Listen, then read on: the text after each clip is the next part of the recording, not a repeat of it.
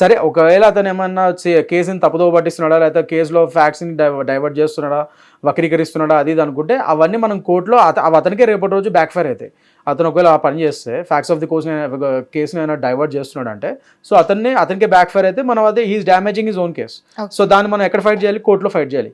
కానీ లా తెలిసిన ఒక లా ఎన్ఫోర్స్మెంట్ అథారిటీ, పోలీస్ డిపార్ట్మెంట్ వాళ్ళు నెక్స్ట్ దీనికి ఈ రియాక్షన్కి ఇంకో రియాక్షన్ ఇచ్చుకుంటూ వాళ్ళు కూడా ప్రెస్ కాన్ఫరెన్స్ పెట్టి మళ్ళీ బహిర్గతంగా వీడియో ఎవిడెన్స్లు ఏవైతే వీళ్ళు ఒకవేళ సబ్మిట్ చేద్దాం అనుకుంటున్నారో కోర్టులో ఫ్యూచర్లో ఆ వీడియో ఎవిడెన్సెస్ అన్నింటినీ వీళ్ళు బహిర్గతంగా ప్రెస్లో పెట్టారు, which is completely contempt of court and ఇది illegal to do it. And that to law enforcement authority, ఒక లా అండ్ ఆర్డర్ని ప్రొటెక్ట్ చేయాల్సిన డిపార్ట్మెంటే వాళ్ళకి లా తెలుసు, వాళ్ళకి తెలియదు అనుకోవచ్చు. ఇప్పుడు అల్లు అర్జున్ గారు చేసినట్టు ఈజ్ లేమని ఆయన చేస్తే పోనీ వదిలేయండి, లా తెలిసిన పోలీస్ డిపార్ట్మెంట్ ఎలా చేస్తుంది ఇదే పని? అది అక్కడ నాకు మెయిన్ ప్రాబ్లం వచ్చింది. అది వీళ్ళు ఎలా చేస్తున్నారు ఈ పని? అసలు వీళ్ళు ఇది కోర్టులో defend they are not at all suppose to do that.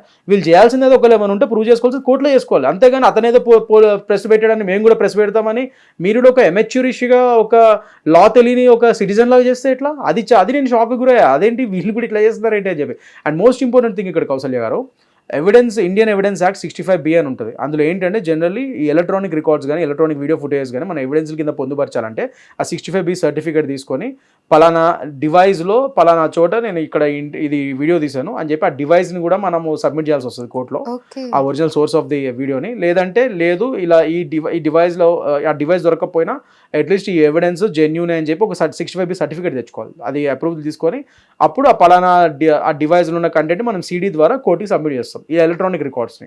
So దానికి ఒక పెద్ద ప్రొసీజర్ ఉంటుంది. ఇవాళ రోజు 65B వయోలేషన్ కూడా అయింది అక్కడ.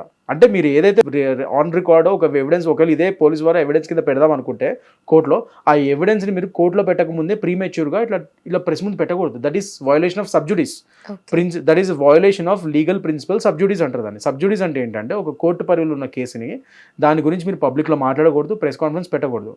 సరే అల్లు అర్జున్ ఆ పని చేశాడని చెప్పి జోక్ చేస్తున్నారు వీళ్ళందరూ. అక్కడ బిగ్గెస్ట్ జోక్ ఏంటంటే పోలీస్ వారు అదే పని చేశారు, అంటే కూడా చేశారు. అల్లు అర్జున్ తప్పు చేస్తే మరి వీళ్ళు ఇంకా చేసిన మహా భయంకరమైన తప్పు అది. వీళ్ళకి లా తెలుసు, they are the law enforcement authority, they are the law protectors and they are the law and order keepers. మరి వీళ్ళే అదే పని చేయడం ఏంటి? వీళ్ళకి తెలియదు అలా, వీళ్ళకి తెలియపోవడం అనేది ఇంకా అసలు దారుణం అయితే అసలు. మరి వీళ్ళు ఎలా చేశారు అదే తప్పు, అండ్ అదంతా ఓపెన్ గా చేస్తే మరి దాన్ని ఎవరు ఖండించట్లేదు ఏంటి? అది చాలా తప్పు కదా. సో అది కూడా కంటెంప్ట్ ఆఫ్ కోర్ట్ అవుతుంది.